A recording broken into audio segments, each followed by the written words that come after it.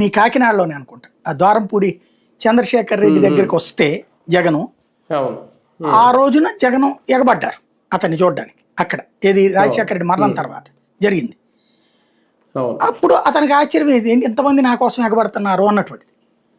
అప్పుడు అతనికి బీజం పడింది, ఓహో మనం సొంతగా ఎదగాలనుకుంటా, మనకి బాగానే ఆదరణ ఉన్నదనుకుంటా. ఎందుకంటే అంత ముందు అయితే గీతే వాళ్ళ జిల్లాలో 2-3 ఎమ్మెల్యే సీట్లు సంపాదించుకోవడం, తన మనుషులకి ఒక ఎంపీ సీటు, రాష్ట్రంలో ఇతర ప్రదేశాల్లో ఓ 10-15 అడిగితే అధినాయకత్వం ఓ 3-4 ఇస్తారు.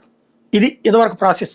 అది కోట్ల భాస్కర్ రెడ్డికైనా నేదురుమల్లి జనార్దన్ రెడ్డికైనా వీళ్ళందరికి కూడా తల కూసిని షేర్ చేసేవాడు. అప్పుడు 294 ఉన్నప్పుడు ఒక 5-6 లీడర్లని సీరియస్గా తీసుకుని మరి చెన్నారెడ్డి చెప్తే 15 మందికి ఇస్తారు, అతను అంచెలకు ఇచ్చుకోగలుగుతాడు.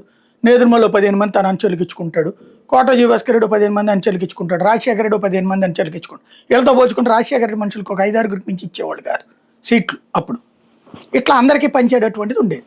అట్లా తీసుకుని కేంద్రం ఇస్తే ఆ సహాయ మంత్రి పదవి ఏదో ఇస్తారు కదా చనిపోయే ఈ కుటుంబాలకి, అట్లా సహాయ మంత్రి పదవిలో చిరంజీవి గారు ఎట్లయితే సహాయ మంత్రిగా చేశారు కదా, ఆయన శాఖ ఏంటో కూడా ఇప్పుడు చాలామంది గుర్తులేదు. వాస్తవం కల్చరల్ మినిస్టర్ ఇచ్చారు. ముందైతే శాఖ లేని మంత్రిగా చాలా రోజులు ఉన్నారు, తర్వాత సాంస్కృతిక మంత్రి ఇచ్చారనమాట. అట్లా ఏదో మంత్రిగా చరిత్రలో కలిసిపోయేవాడు ఆయన. ఉండేవాడు ఆయన కూడా ఒక, అతని పేరేంది ఇప్పుడు మన